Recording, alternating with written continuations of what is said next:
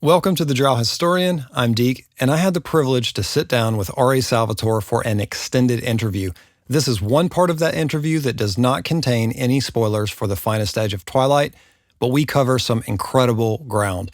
We talk Drizzt, Jarlaxle, Entreri, Kimmuriel, and even Grandmaster Kane.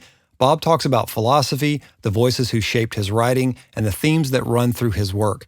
He tells us about creating the Harples, shares his favorite part of the Sellswords, and gives us definitive answers about the rights to his characters, the future of live action and animation adaptations, and the Breezy Webtoon. R.A. Salvatore is the storyteller who gave fantasy one of its most enduring heroes in Drizzt Do'Urden, and whose books have reached more than 35 million readers worldwide. The Legend of Drizzt saga stands at 48 books when you include the Cleric Quintet, the Stone of Tymora, and the Sellswords trilogy, which he does. He also created the world of Corona with more than a dozen novels set across his Demon Wars saga. Beyond novels, he has written for comics, video games, and official Dungeons & Dragons projects, and his work has helped shape modern fantasy. For 37 years, his characters and stories have entertained, challenged, and inspired millions of readers. Here's my interview with Bob Salvatore. Welcome, Bob, to the Drow Historian, which is pretty crazy to say. So thankful for you and glad you're here. Thanks so much. And it's an honor to be here. I love some of the videos you've done, and I Thank you. appreciate it.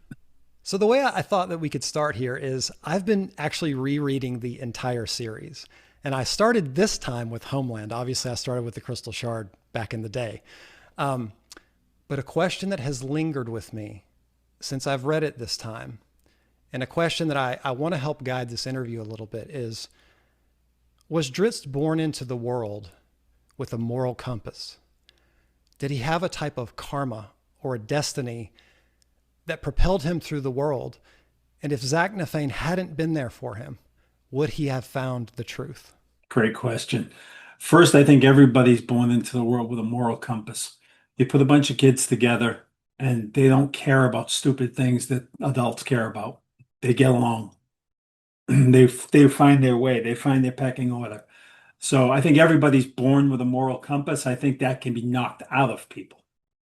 Okay, so let's reverse that. Um, if Zaknafein hadn't been there, would he have been brave enough to do what he wound up doing? I don't know. I honestly don't know. He might have become more like Zaknafein as he got older. I remember Zaknafein, what was his greatest joy in life? Killing the people who spoke for love, the Drow priestesses. Um, so he might have gone that route. I don't know. Or maybe Jarlaxle would have got a hold of him and put him in breaking dirt, right? I don't know. I mean, if his brother hadn't killed his other brother, he wouldn't have been around, right? It's so yeah, I don't have an answer to that question. I like to think that I think anybody is capable of rising above the situation they're born into in terms of ethically. A lot of people aren't going to get out of the situation they're trapped into, whether it's somebody living in an impoverished nation or an impoverished part of a city, even, it's really hard to get out of that economically, right? Financially. You get trapped into all these other, you know, situations. People growing up in Ukraine right now or in Gaza or in other parts of the world, Sudan, Yemen, who are war torn, that changes your options later in life. Those things I think are almost impossible. Not impossible. Those things you might not be able to get out of. But ethically, I hope most people will find it somewhere deep inside them to know the difference between right and wrong. Because that's all the Drizzt books are about. The Drizzt books are about ethics. That's all they're about. That's all they've been about since the beginning. I throw in a lot of action scenes, draw people in. I love writing them. I was a bouncer. I was a hockey player, but it's about ethics. It's about doing the right thing. Well, I started with that question because I've watched and read a lot of interviews with you, and you talk a lot about right and wrong being intrinsic to your writing, and also that the characters are your sounding board to explore these questions of Right. morality. Right. And so that led me to thinking about who was the Zaknafein-esque character in your life, or that you had that helped you get there, or do you think you just had that in you from day one? No, I mean, I don't.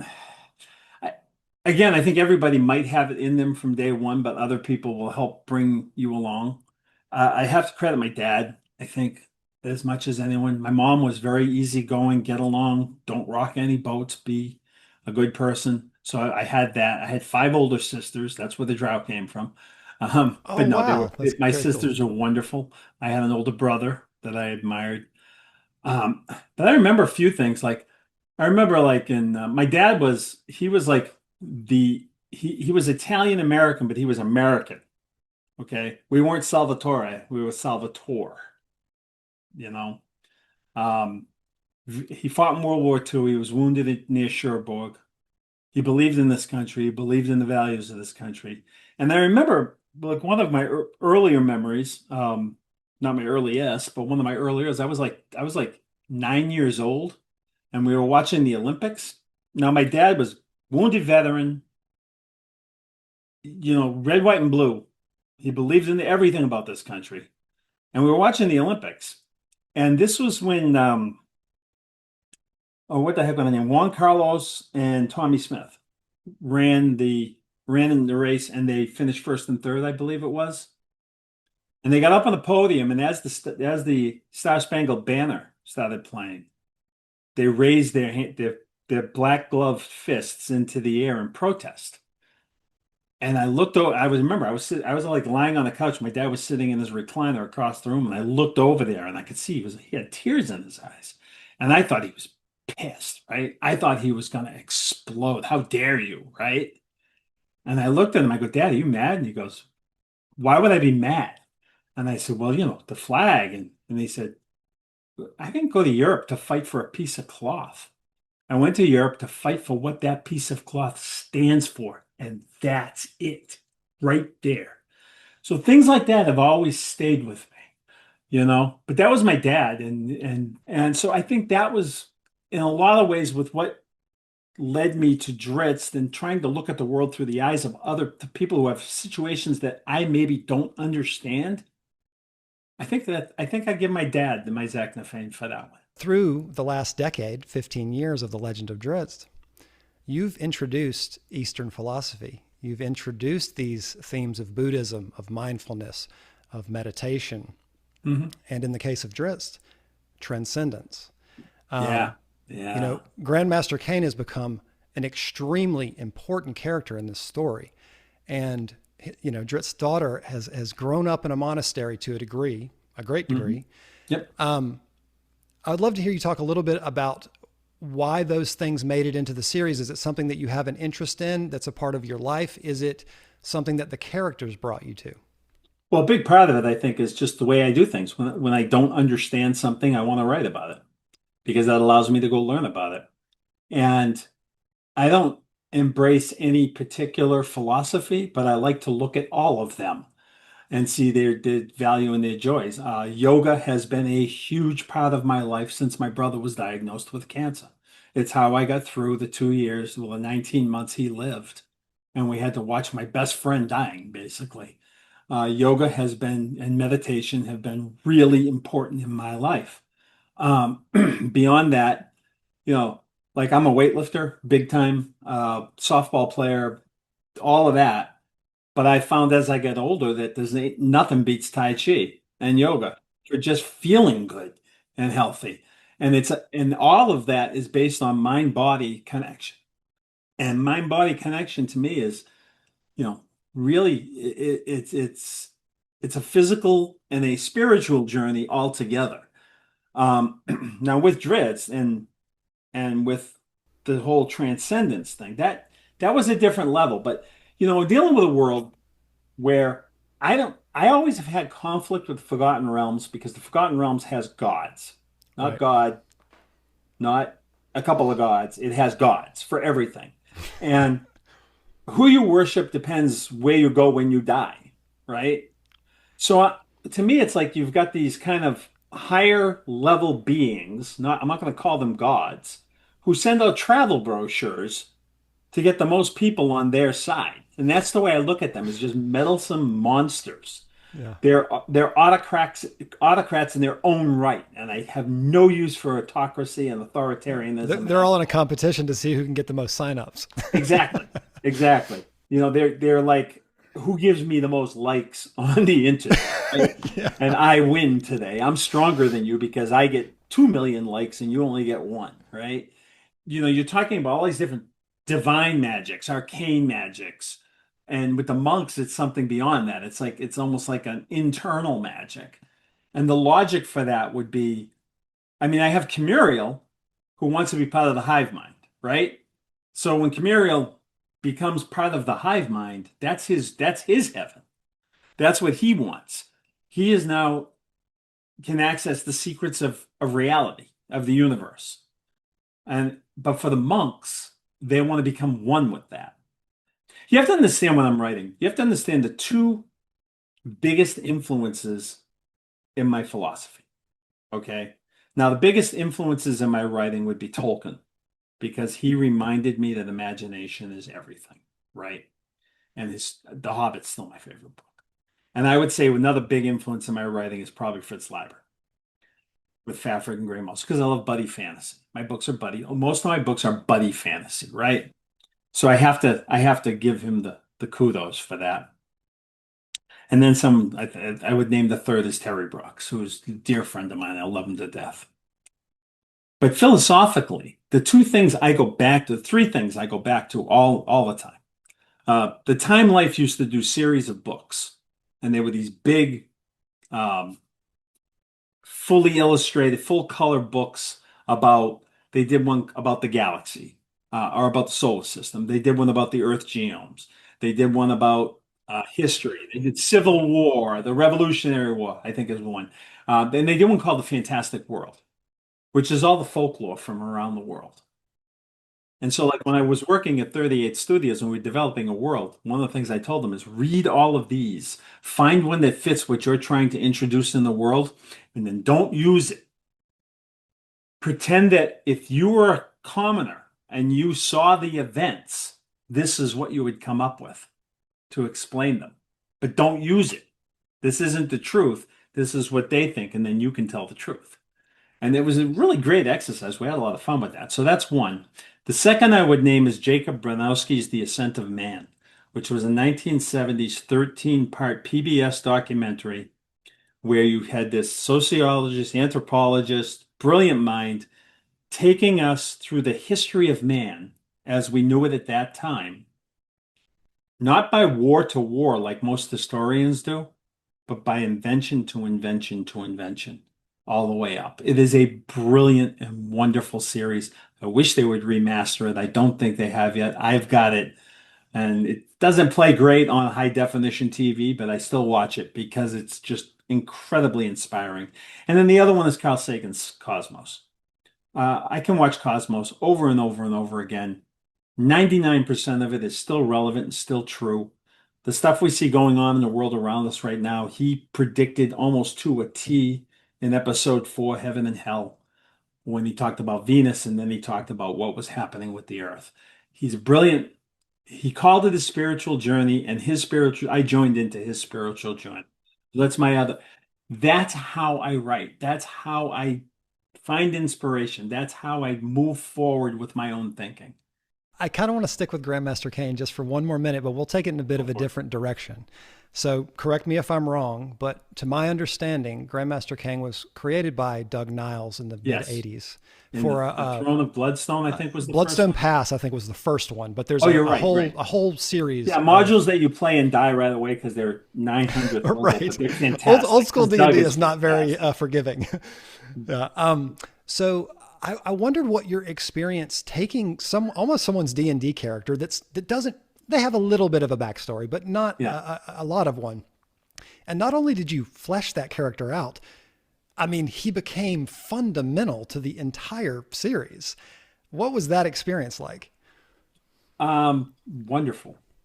And you gotta, there really wasn't a lot of backstory on any of the characters there, right? So I got to add a couple and just use them in this, and it was only supposed to be like a one-off. but he just became so cool. I couldn't get away from him.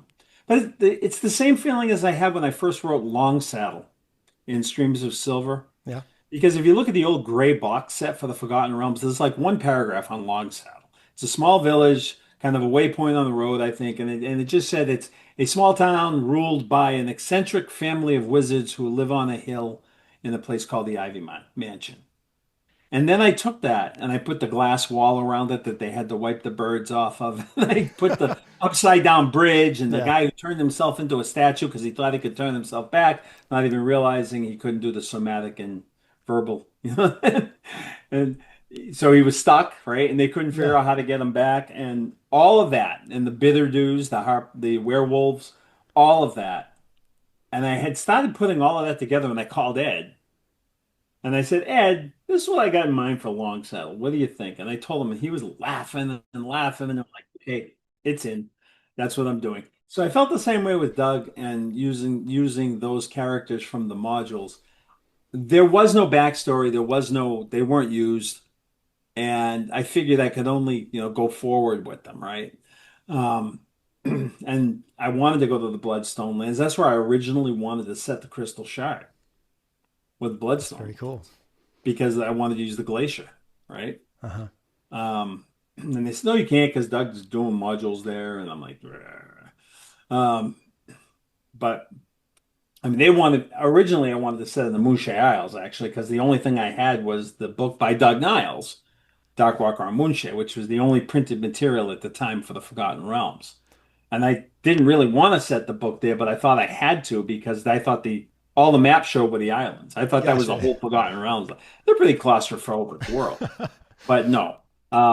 So yeah, and my favorite character in EverQuest, my favorite character in D&D is almost always a monk. First edition monks I loved because every level you didn't just get like +1 to hit or whatever. You got something new. You got something to look forward to. Yeah. Um, you know. Um, so the monk's always been a favorite character to me anyway. One of the shows I watched when I was a kid was Kung Fu, Yeah. David Carradine, right?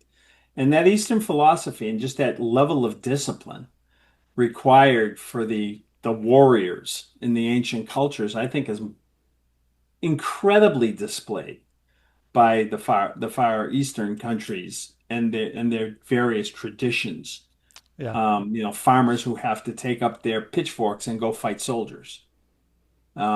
Incredible stuff. One of the coolest moments with Grandmaster Kane is the scene where he uses the quivering palm on Entreri. Yeah.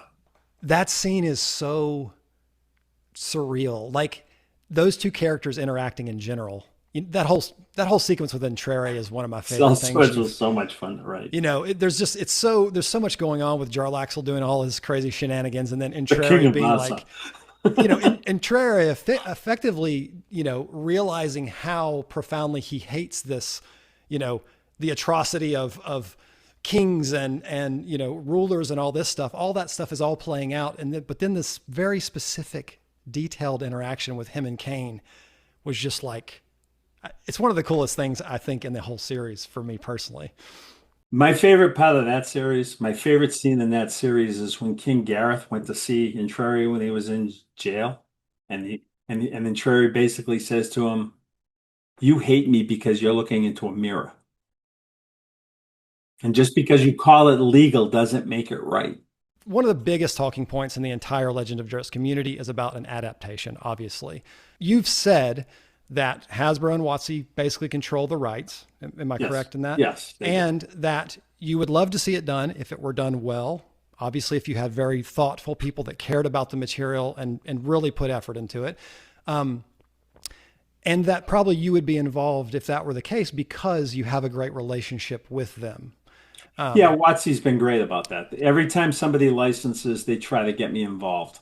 Right. They don't have to, because it's a license. So when you buy the license, they don't make them agree we'll hire R.A. Salvatore. They don't, that's not there. Right. But usually, like with the Drizzt statues and stuff, we come to an agreement that I will help them and be involved. So a big change has kind of happened with Dungeons and Dragons, and they've moved to what they're calling a franchise model. And from my understanding, what that means is that they'll be doing a lot more licensing deals. And as a matter of fact, we have an example of this. We have a Forgotten Realms Netflix series announcement Yeah. already. Yeah. So I would love to know, A, if you have any insight or involvement into that show at all, and if anything has changed on the front of conversations about potentially having a Legend of Drizzt series. I think television would be the way because you have time to tell the deep story. Yeah. No and no. I don't know what Okay. it's about. I know I'm not involved. The only thing I can tell you is I know that my character's on it, and I wouldn't want them to. Okay. Interesting. B, yes, there's been a lot of discussion about doing a Drizzt series. Uh, not with networks or anything that I know of, but just between me and the person I deal with at Wizards of the Coast, who's a dear friend now, and he wants to see an animated Drizzt series. I'm not big on animation, but the new animation's so good that might work. I was thinking, yeah, maybe the animation's the way to go, just because of like the sword fights got to be done right. And then I saw a video that you actually put into one of your videos of these two guys playing Drizzt and Entreri, and I went, please hire Yeah. them. Because that was just breathtaking. Yeah. The They're way they amazing. move the camera, the way they move themselves, the way they just perfectly choreograph so much. I was just blown away. So, I mean, I would still like to see. One thing I have been pretty public about lately that I never had been before is if you're gonna, to me, if they're gonna do a Drizzt series and they want to do all new material, I don't really want that. I don't. I've been very upfront with Watsy about it. I'm being very upfront with everybody about it. I almost take that like a slap in the face. If you're going to do a Drizzt series, you're going to do a Drizzt series because of 35, 37 years of Drizzt. I'm here. The books are there. So that's something that's we've been, the problem is, and there's two problems. One, so many times when you're dealing with Hollywood, whatever, the people know a little, just enough about it to be dangerous. So they're going to take a character and then the character won't look anything like the character looked like in the books. A lot of fans agree that they don't want to see it done wrong, and they would rather it not be made at all than be made wrong, which I think there's a lot of precedence for. But as someone that tries to live life with hope that great minds and thoughtfulness and love and compassion and people with creativity and imagination can come together and make something amazing, and we've seen it done, by the way. This series could not only rival Game of Thrones and all these things, it could be, I just think it would make a lasting legacy that this series deserves. I did a little video with Watsy a couple of years ago, and they got Benedict Cumberbatch to Sleep narrate it. Sound. Sleep Sound. Yeah. I wrote a Drow lullaby, which was so much fun. And I saw that, and I was like, why aren't we doing this?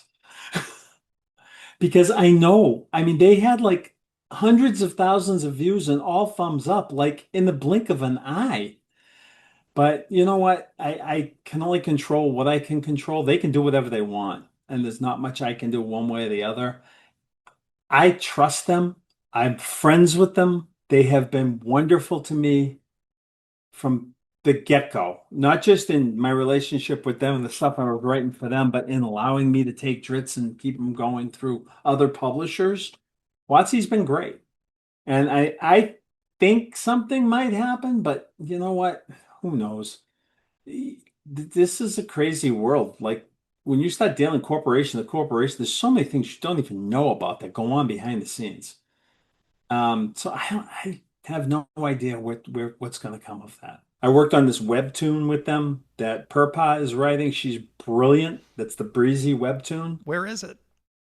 Contracts. They're trying to figure out how they're going to publish it now and what they're going to do with it. It's going to come out eventually, either as a webtoon or a graphic novel, probably both, hopefully both.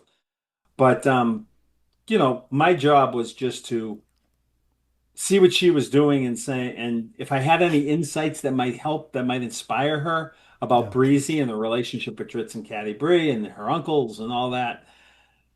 And we were on Zoom every week for a year. I just want to give you a little bit of gratitude before we end. I just want to say that on behalf of the fans, thank you so much for sharing your imagination, your creativity with us for all these years. You have never let us down in terms of continuing the stories of these characters that have meant so much to so many people. And I just want you to know that I believe, and I think many, many people out there believe, that you are a true force for good in this world. And that is something that we desperately need. And I thank you so much for that. No, all I ever want in my life is to leave the waters behind me a little smoother than they were when I crossed through them. So thank you. That means an awful lot to me. It really does. Well, thanks for having me on, and thanks for what you do. I wasn't aware of you until this, by the way. The first time I saw is somebody sent me a link to the Drizzt movie or this TV show and how it should be done. Yeah. And I sent that to like Del Rey and Wizards and say, "You guys see this?" What? Yeah. Oh yeah. Oh yeah. Oh my God, that's And shocking to me. actually, my editor at Del Rey said, "I always thought they should start with Homeland, but after seeing this, I think I'm wrong." So see, you changed the mind. Wow. You take it as wonderful meeting you. Hopefully, I'll see you at the convention, and we'll do this again. All right. Thank you so much. All right. Bye. Take care. Bye. It's hard to put into words what this conversation meant to me. I've spent most of my life walking alongside Drizzt and the Companions of the Hall through Bob's stories, and to sit down with the man who created them has been both surreal and deeply meaningful. His latest book, The Finest Edge of Twilight, continues our journey alongside some of his most beloved characters with all the energy and heart that has kept us reading for nearly 4 decades. I plan to release a second part of this interview where we will discuss The Finest Edge in full detail, but I want everyone to have a chance to read the book first. I've included links in the description and pinned comment to order signed copies of the book and where to listen to the Audible version. I also want to give a quick heartfelt shout out to all of the viewers of this channel. It was amazing to see all of the support across social media leading up to this interview. If you've enjoyed this interview and want to help me keep unearthing the lore and legacy of the Legend of Drizzt every week, consider supporting on Patreon. Patrons get access to exclusive content, and every pledge brings me closer to making the Drow Historian my full-time focus. Thanks for watching, and I'll see you all next week for more lore from the Legend of Drizzt.